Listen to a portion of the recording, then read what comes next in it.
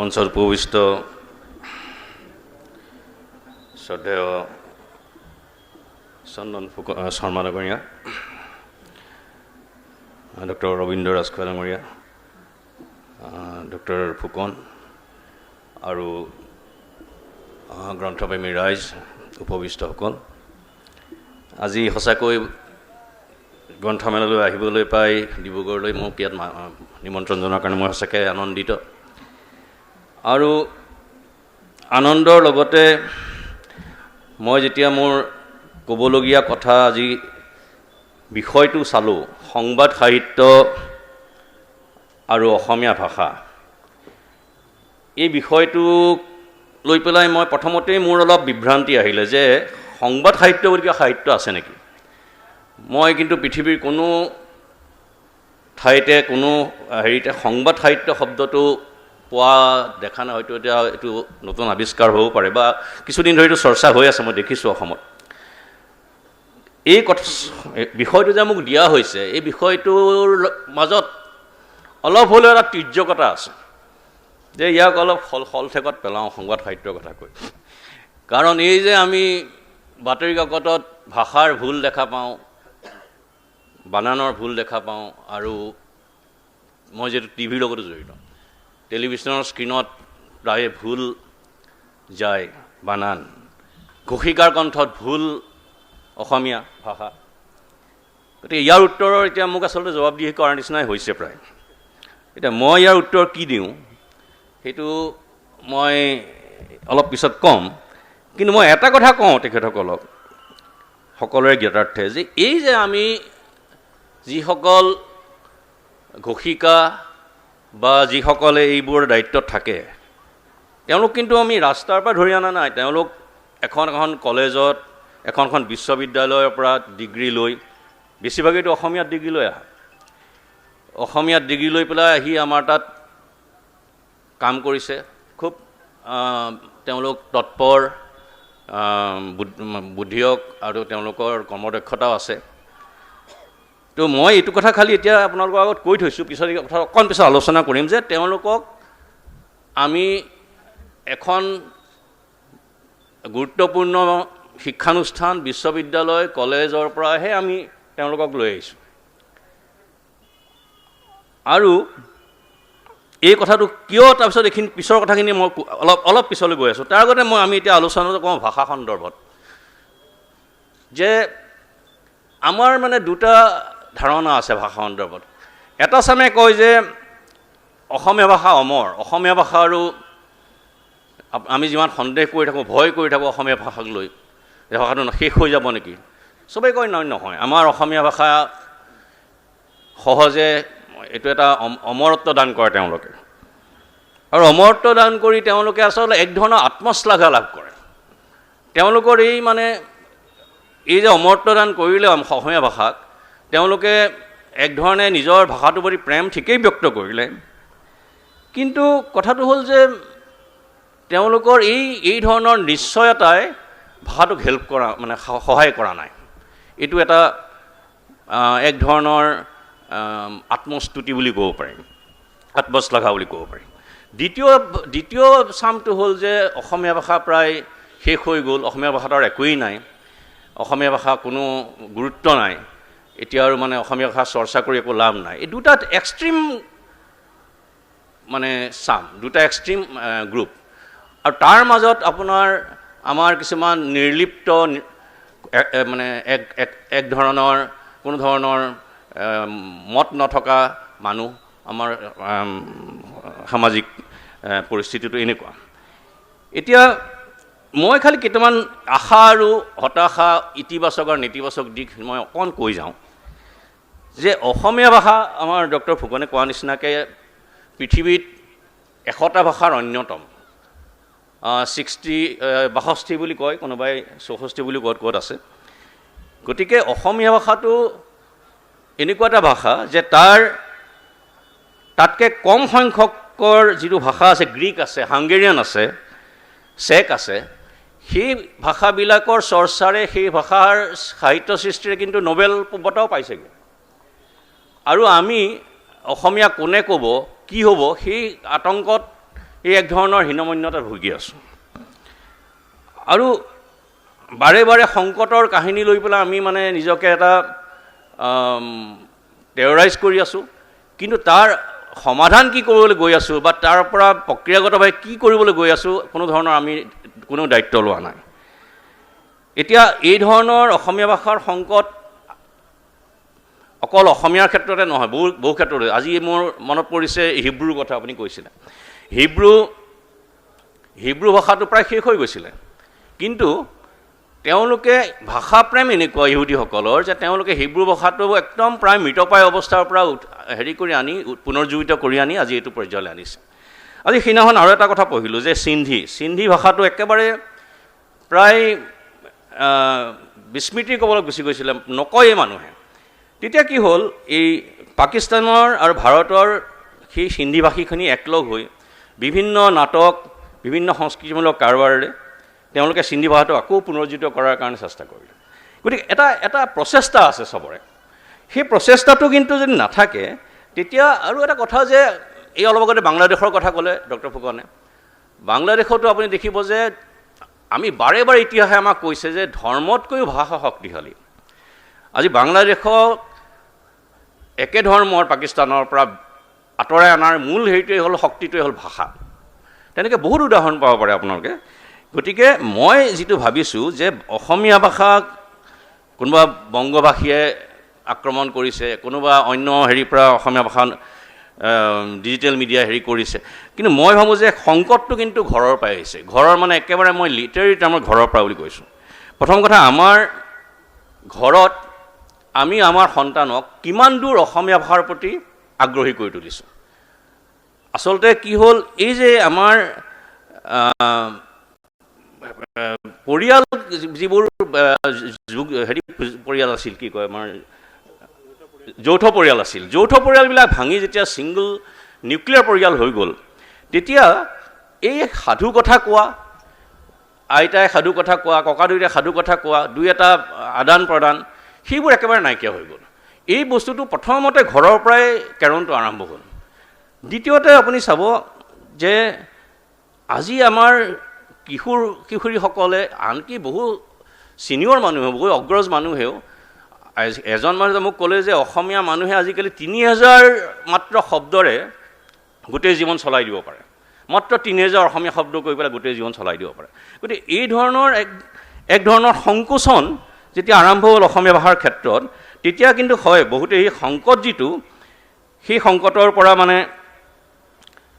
পৰা কেনেকৈ নিৰসন হ'ব পাৰি, আৰু সংকট কি হৈছে বা সংকটৰ গুৰুত্বটো তেখেতসকলে মানে চবকে বিভিন্ন মঞ্চত কোৱা আৰম্ভ কৰিলে।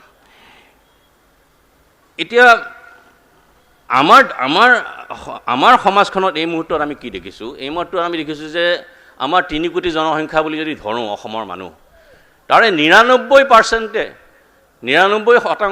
আপোনাৰ কোনো কাগজ, আলোচনী, কোনো ধৰণৰ কিতাপ নিকিনে। কিয় নিকিনে বুলি মই ডাঠি কৈছোঁ। 99% মানে 1% মানে আপোনাৰ 3 লাখ মানুহ। 3 লাখ, আপুনি বিশ্বাস নকৰিব যে অসমৰ পেপাৰৰ চাৰ্কুলেশ্যন চব মিলাই 2 লাখ নহয়। আৰু বাকীটো আলোচনীৰ কিমান প্ৰচলন আপোনালোকে জানেই, আপোনালোকে নিজেও। গতিকে এই হ'ল অসমীয়াৰ এই মুহূৰ্তত অৱস্থান, যে 99%, মাত্ৰ 1% মাত্ৰ বাতৰি কাকত আৰু আলোচনী কিনিব। দ্বিতীয়তে, মই এই কথাটো মোক আৰু এজন মানুহে সেইদিনা ক'লে যে হয়, আপোনালোকে চাবচোন আজিকালি নতুন যিটো প্ৰজন্ম, তেওঁলোকে কিমান অসমীয়া শব্দ ব্যৱহাৰ কৰে। অসমীয়া শব্দ 3000 অসমীয়া শব্দৰ কাৰণে গোটেই জীৱন পাৰ কৰি দিব। ইমান কম শব্দ ব্যৱহাৰ কৰি এটা ভাষা কেনেকৈ চৰ্চা হ'ব পাৰে, কেনেকৈ জীয়াই থাকিব পাৰে। আৰু এতিয়া মানে এটা কথা চাওক যে আমাৰ অভিধানকেইখন আপোনাৰ এতিয়াও কিবা এটা হ'লে হেমকোষখন খুচৰিব লাগে।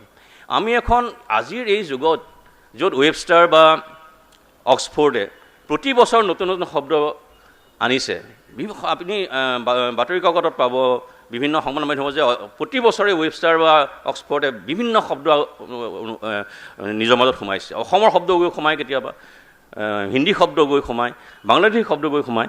গতিকে তেওঁলোকৰ এটা সেই যে নিজকে সমৃদ্ধ কৰাৰ এটা প্ৰচেষ্টা, সেই প্ৰচেষ্টাটো কিন্তু অসমৰ মই খুব হেৰিৰে কৈছোঁ অসমৰ অভিধানকেইখনত সেইটো নাই আৰু আমি আজি যিখিনি শব্দ ব্যৱহাৰ কৰোঁ তাৰে 30% 30% শব্দও কিন্তু এই অভিধানকেইখন পাবলৈ নাই আৰু বিপদজনক কথা এইটো গতিকে এখন যদি আমি সুষম অভিধান নাপাওঁ এখন যদি একেবাৰে আপ টু ডেট অত্যাধুনিক অভিধান এখনো নাপাওঁ তেতিয়া আমি আমাৰ ল'ৰা ছোৱালীক আমি কি ধৰণে বুজাবলৈ যাম এইখিনি কথা আৰু এইখিনিৰ কাৰণে আমাৰ নিজৰ দায়িত্ব আছে গতিকে এতিয়া মই আকৌ সংবাদ মাধ্যমৰ ভাষালৈ আহি আছোঁ এতিয়া মই এই যে কথাটো ক'লোঁ আপোনালোকক যে আমাৰ এই ল'ৰা ছোৱালীখিনি যিখিনি সংবাদ মাধ্যমৰ লগত জড়িত যিখিনি ভুল কৰি আছে বুলি আপোনালোকে ভাবে ভাষা ভুল বানান ভুল সেই ল'ৰা ছোৱালীখিনি মই কৈছোঁ যে এখন বিশ্ববিদ্যালয়ৰ পৰা আহিছে এখন কলেজৰ পৰা আহিছে এখন ভাল শিক্ষানুষ্ঠানৰ পৰা আহিছে আৰু তেওঁলোকক তাত অসমীয়া ভাষাটো শিকাই পঠাইছে নাই তেওঁলোকতো অসমীয়াৰ মই স্নাতকোত্তৰৰ কাম কৰিছোঁ অসমীয়া স্নাতকৰ লগত কাম কৰিছোঁ অনাৰ্ছ লৈ অহা ল'ৰা ছোৱালীৰ লগত কাম কৰিছোঁ তেওঁলোকক তাত পঢ়াই ভালকৈ শিকাই বুজাই পঠাইছে নাই যে এই ভুলটোত দীঘৌকাৰ থাকিব লাগে নে হুঁচৌকাৰ থাকিব লাগে আৰু মানুহে আশা কৰে যে এই শুদ্ধ কৰাৰ দায়িত্বটো সংবাদ মাধ্যমৰ এটা বিপদজনক মানে আপোনাৰ ট্ৰেণ্ড যে বিশ্ববিদ্যালয়ে দায়িত্ব নলয় শিক্ষক সমাজে দায়িত্ব নলয় শিক্ষা সমাজে দায়িত্ব নলয় দায়িত্ব ল'ব লাগিব টিভি চেনেলৰ বাতৰি কাকতে এইটো এটা অদ্ভুত ধৰণৰ কথা হয় ভুল হৈছে নতহিতে স্বীকাৰো কৰিছোঁ কিন্তু মই কৈছোঁ যে ভুলটোৰ আপুনি গুৰিলৈ যাব লাগিব আপুনি টিভি স্ক্ৰীণত দেখি বাতৰি কাকতৰ পৃষ্ঠাত দেখি পেলাই ভুলটো ক'লে নহ'ব কাৰণ এই ল'ৰা ছোৱালীবিলাক কিন্তু মই বাৰে বাৰে কৈছোঁ শিক্ষিত ল'ৰা ছোৱালী একেবাৰে অশিক্ষিত ক'ৰবাত ধৰি অনা ল'ৰা ছোৱালী নহয় বিশ্ববিদ্যালয়ৰ পৰা ডিগ্ৰী লৈ অহা ল'ৰা ছোৱালী তেওঁলোকে কিয় সেইখিনি শিকি নাহিলে তেওঁলোকে কিয় শিকোৱা নহ'ল এই প্ৰশ্নটো কিন্তু আচলতে আমি বিশ্ববিদ্যালয় আজি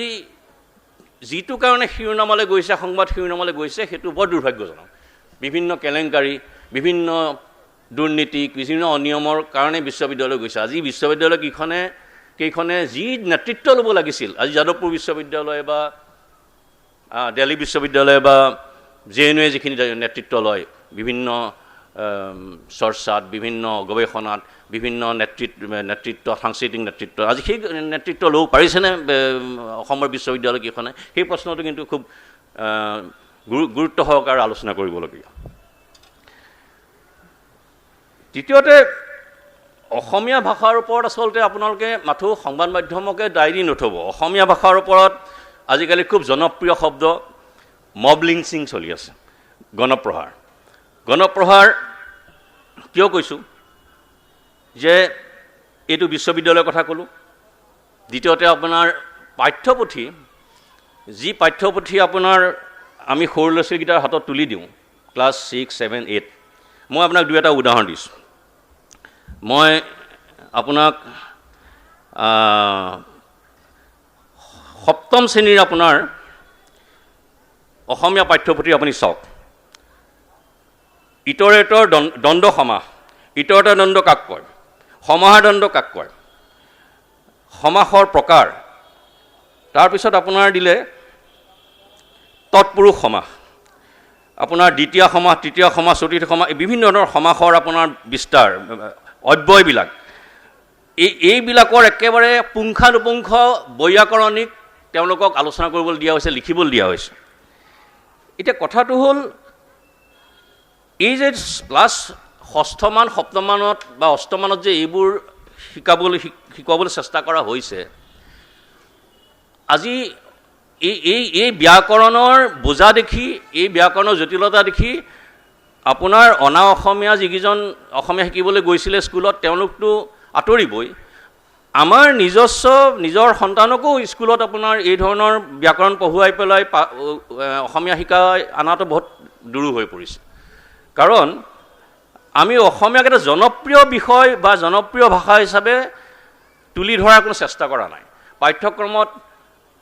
পাঠ্যক্ৰম যোগোতাসকলে কোনো বৈজ্ঞানিক পদ্ধতিৰে কোনো গৱেষণামূলক পদ্ধতিৰে পাঠ্যক্ৰমটো তৈয়াৰ কৰা নাই মাথো তেওঁলোকে অলপ গ্ৰামাৰ অলপ গদ্য অলপ কবিতা দি এটা পাঠ্যক্ৰম সৃষ্টি কৰা হৈছে এই কথাটো আচলতে মই আগৰৰ পৰা বহুত চেষ্টাও কৰিছিলোঁ মই সাহিত্য সভাৰ সভাপতিক এদিন ঘৰলৈ মাতি আনি চাহ তাহ খুৱাই এদিন আছুৰ নেতৃত্বক ঘৰলৈ মাতি চাহ তাহ খুৱাই এদিন কেইবাজনো শিক্ষকক বিশ্ববিদ্যালয়ক মাতি আনি ঘৰত বহাই পেলাই এই কথাটো ক'লোঁ যে আমি আহক যে পাঠ্যক্ৰমটো আমি প্ৰথমৰ পৰা সহজ কৰোঁ যে ল'ৰা ছোৱালীয়ে অসমীয়া পাঠ্যক্ৰমত পঢ়ি আনন্দ পায়,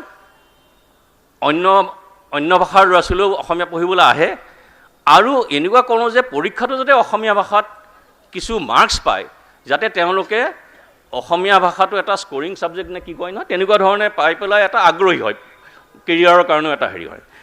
সকলোৱে চাহ তাহ খাই খুব শলাগিলে আৰু ঘৰা ঘৰি গুচি গ'ল, কাৰণ চবটো ব্যস্ত মানুহৰতো ইমান সময় নাই কথা পাতিবলৈ। গতিকে তাৰপিছত মই বহুতবাৰ চেষ্টা কৰি চাইছোঁ, মোৰ বন্ধু ননীগোপাল মহন্তক কৈছোঁ, আনকি মই মুখ্যমন্ত্ৰীকো জনাইছোঁ সেইদিনাখন কথাটো যে আমি পাৰোঁ নেকি এইখিনি কৰিব। হয়তো কিবা এটা হ'বগৈ পাৰে, মই নাজানো, কিন্তু এতিয়ালৈকে একো হোৱা নাই। এতিয়া কথাটো হ'ল, মই মব লিঞ্চিং বুলি কিয় কৈছোঁ অসমীয়া ভাষাত, এই আটাইখিনি কথা আপোনাক ক'লোঁ যে পাঠ্যপুথিয়ে একো দিয়া নাই, কোনো সহায় কৰা নাই, সুষম এখন অভিধান নাই, সন্তানক আমি নিজে আগ্ৰহী কৰা নাই, আৰু চৰকাৰী সিদ্ধান্ত এটাৰ পিছত তাকেই আপোনাৰ অসমীয়া ভাষাৰ কফিনত গজাল মাৰি গৈ আছে। আমাৰ মাননীয় বিধায়ক ডাঙৰীয়া আছে, মই তেওঁৰ জৰিয়তেও জনাইছোঁ যে আজি এই শেষ যিটো সিদ্ধান্ত ল'লে APSCৰ পৰা অসমীয়া প্ৰত্যাহাৰ কৰাৰ ক্ষেত্ৰত, তেওঁ বহুতে ভয় কৰিছে যে অসমীয়া এটা লাহে লাহে মৌখিক ভাষাত পৰিণত হ'ব। কাৰণ চৰকাৰী ভাষাত যদি বিষয়াজনে অসমীয়া লিখিব বা পঢ়িব নাজানে, সেইটো আৰু চৰকাৰী ভাষা হৈ নাথাকে, আৰু সেইটো এটা মৌখিক ভাষা লাহে লাহে দোৱানলৈ পৰিণত হ'ব। গতিকে এই চব পিনৰ পৰা অসমীয়া ভাষাৰ ওপৰত এক ধৰণৰ মব লিঞ্চিং আৰম্ভ হৈছে। কাৰণ আজি 60, 70, 80ৰ প্ৰথম ভাগলৈকে অসমীয়া ভাষা এক ধৰণৰ স্বৰ্ণযুগ। আপুনি গল্পত সৌৰভ চলিহা, ভৱেন শইকীয়া, ভৱেন্দ্ৰনাথ শইকীয়া, তাৰপিছত কবিতা নৱকান্ত বৰুৱা, হীৰেণ ভট্টাচাৰ্য, মানে একেবাৰে এজনৰ পিছত এজন অসমীয়া সাহিত্যৰ ছুপাৰষ্টাৰ। আৰু কোনফালে চাব, ছবি চাবনে, ছবিৰ কথা পাতিবনে, কিতাপৰ কথা পাতিবনে, বিভিন্ন কথা আপোনাৰ বিভিন্ন ধৰণৰ কলা বা শিল্পক লৈ, বিভিন্ন ধৰণৰ সাহিত্যক লৈ আপোনাৰ পৰীক্ষা নিৰীক্ষা যথেষ্ট আপোনাৰ অন্ততঃ 80ৰ প্ৰথম ভাগলৈকে এইটো চলি আছিলে। অসম আন্দোলনৰ পিছতে এই অসমীয়া ভাষাৰ এক ধৰণৰ ক্ষয়, এক ধৰণৰ অৱনমন আৰম্ভ হৈ গ'ল। মই অসম আন্দোলনটোক দায়ী কৰা নাই, কিন্তু অসম আন্দোলনটো এটা মই সময়সীমা হিচাপে লৈ পেলাই কৈছোঁ যে তাৰ পিছৰ পৰাই কিন্তু অসমীয়া ভাষাৰ এটা অৱনমন আৰম্ভ হ'ল। আৰু এতিয়া এটা কথা মই আপোনালোকৰ আগত আজি কৈছোঁ, ক'লে মানুহে হয়তো ইয়াত এটা হেৰি বিচাৰি পাব যে জুবিন গাৰ্গে যদি সেই সময়ৰ পিছত জুবিন গাৰ্গে যদি 15,000 অসমীয়া গান নাগালেহেঁতেন, আৰু এই 10-12খন কাগজে যদি অসমীয়া ভাষা চৰ্চা কৰি নাথাকিলেহেঁতেন, আৰু পিছৰ পিনে টেলিভিশ্যনে অসমীয়া ভাষাত অকণমান হ'লেও গ্লেমাৰ নিদিলেহেঁতেন, আজি কিন্তু অসমীয়া ভাষাৰ চৰ্চা সেই যি ভয়ংকৰ অৱনমনলৈ গৈ আছিল, তাতকৈও আৰু বেছি মানে পতনৰ পথত গুচি গ'লহেঁতেন। এইটো আপোনালোকে মানি লয় নে নলয় নাজানো, কিন্তু মই জুবিন গাৰ্গকো আনকি ধন্যবাদ দিছোঁ। কাৰণ তেওঁৱেই সেই একদম একেবাৰে পতনৰ পথলৈ যোৱা অসমীয়া গানৰ ভূপেন হাজৰিকাৰ গান শেষ হোৱাৰ পিছত আৰু কোনো একোৱেই নাছিল। জুবিন গাৰ্গে নিজকে গোটেই গানৰ জগতখনক সমৃদ্ধ কৰি তুলিলে নিজৰ গানেৰে, আৰু তেওঁ ধন্যবাদৰ হ'ব। আৰু লগে লগে কিন্তু মই অসমীয়া সংবাদপত্ৰৰো এটা ডাঙৰ ভূমিকা আছে বুলি মই ভাবোঁ। অন্য সমস্যা, অন্য ইনফৰমেশ্যন, অন্য দায়িত্বৰ উপৰিও যে ভাষা চৰ্চাটো অন্ততঃ মানুহে পঢ়িব পৰাকৈ, মানুহে কিবা এটা নিজৰ অনুভূতি অনুভৱ তাত প্ৰকাশ কৰিব পৰাকৈ অন্ততঃ চৰ্চাটো চলাই ৰাখিলে খুব বিভিন্ন সমস্যাৰ মাজত অসমীয়া বাতৰি কাকতে সেইটো কিন্তু চলাই ৰাখিলে। আৰু মই বাৰে বাৰে কৈছোঁ যে আমাতকৈ বহু ভাষা, সৰু ভাষা, আপোনাক গ্ৰীকৰ কথা ক'লোঁ, চেকৰ কথা ক'লোঁ, বহুত সৰু সৰু ভাষা দপদপাই আছে বিশ্বত। গতিকে সংখ্যাক লৈ আমি ভয় খাব নালাগে যে আমাৰ 2 কোটি মানুহ বা 1.5 কোটি মানুহে অসমীয়া ভাষা কয়। অন্ততঃ আমি ভাষাৰ শুদ্ধিকৰণত যিমান জোৰ দিছোঁ, আমি চৰ্চাত জোৰ দিওঁ, অসমীয়া ভাষাৰ ব্যৱহাৰত জোৰ দিওঁ। আৰু এটা কথা যে ভাষা যদি আমি প্ৰায়োগিক নকৰোঁ, আমি যদি ভাষাটো কম্পিউটাৰলৈ নিব নোৱাৰোঁ, কম্পিউটাৰ ফ্ৰেণ্ডলি কৰিব নোৱাৰোঁ, আমি যদি ভাষাটো দি ভাল বিজ্ঞানৰ প্ৰবন্ধ এটা লিখিব নোৱাৰোঁ, আমি যদি ভাষাটোৰে যদি আমি মোবাইলৰ স্ক্ৰীণত ভালকৈ চাব নোৱাৰোঁ, তেতিয়া কিন্তু অসমীয়া ভাষাৰ এই ব্যৱহাৰিক নহ'লে বিভিন্ন গৱেষণা পত্ৰ লিখিব নোৱাৰোঁ অসমীয়া ভাষাত, কিন্তু অসমীয়া ভাষাৰ এই সংকুচিত ৰূপটো হৈ থাকিব, অসমীয়া ভাষাৰ প্ৰসাৰ সহজে হোৱা সম্ভৱ নহয়। আৰু মই আচলতে আজি ভাষণ দিয়াতকৈও মই ভাবিছিলোঁ যে দুই এজন শ্ৰোতাৰ পৰা অলপ মতৰ আদান প্ৰদান কৰিম, কিন্তু দেখিছোঁ শ্ৰোতা যিহেতু কম আছে। মই আৰু এটা কথা আনো যে আপোনালোকে চাগে এটা কথা ভালকৈ জানে যে পৃথিৱীত শুনিবলৈ বৰ আচৰিত লাগিলেও পৃথিৱীত প্ৰতি 14 দিনত এটা ভাষাৰ মৃত্যু হয়, প্ৰতি 14 দিনত। আৰু মই এবাৰ চাইছিলোঁ যে 1961 চনৰ চেঞ্চাছত ভাৰতত 1652টা মাতৃভাষা আছিলে, সেইটো হ'ল 1961 চনৰ। তাৰ 1971 চনত চেঞ্চাছ হোৱা নাই, এটা ডাটাত মই দেখিলোঁ যে ভাৰতত মাতৃভাষাৰ সংখ্যা মাত্ৰ 108টা এতিয়া।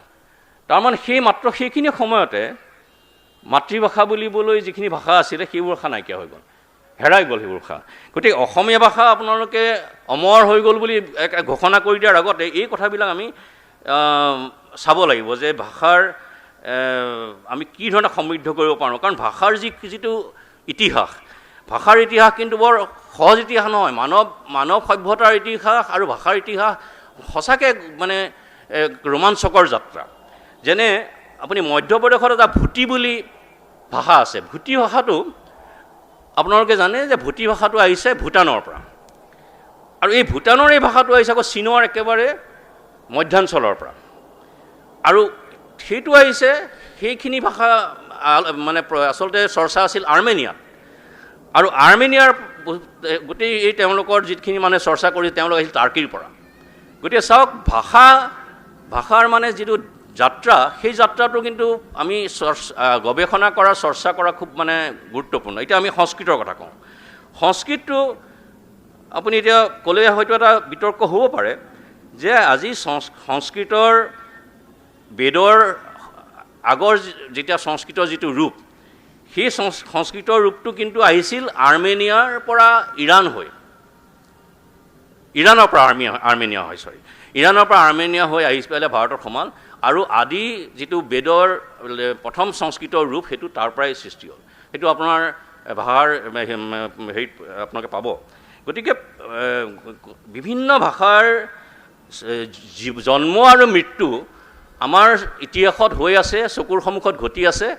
গতিকে আমি ভাবোঁ যে অসমীয়া ভাষাৰ আজি যিটো স্বৰূপ, যিটো এই মুহূৰ্তত যিটো অৱস্থা অসমীয়া ভাষাৰ, সেইটো ভাষাত আমাৰ সামূহিক এটা মানে আমাৰ প্ৰচেষ্টাৰ প্ৰয়োজন আছে। যেনে মই বাৰে বাৰে কৈছোঁ, বিশ্ববিদ্যালয়ে বিভিন্ন বিশ্ববিদ্যালয়ে নেতৃত্ব ল'ব পাৰে, বাতৰি কাকতেও নিজৰ কাম কৰিব পাৰে, চৰকাৰে নিজৰ কাম কৰিব পাৰে, চৰকাৰৰ ভাষা সম্পৰ্কত নীতি ঠিক কৰিব লাগিব। গতিকে মই ভাবোঁ যে এটা সন্মিলিত প্ৰচেষ্টাৰে অসমীয়া ভাষাৰ চৰ্চা, অসমীয়া ভাষাৰ প্ৰসাৰ ঘটাব পাৰি। কিন্তু এই মুহূৰ্তত যিটো দেখা গৈছে যে আমি সেইটোৰ কাৰণে হয়তো মানুহক আমি উদ্বুদ্ধ কৰিব পৰা নাই, আৰু আমি মানুহক অনুপ্ৰাণিত কৰিব পৰা নাই।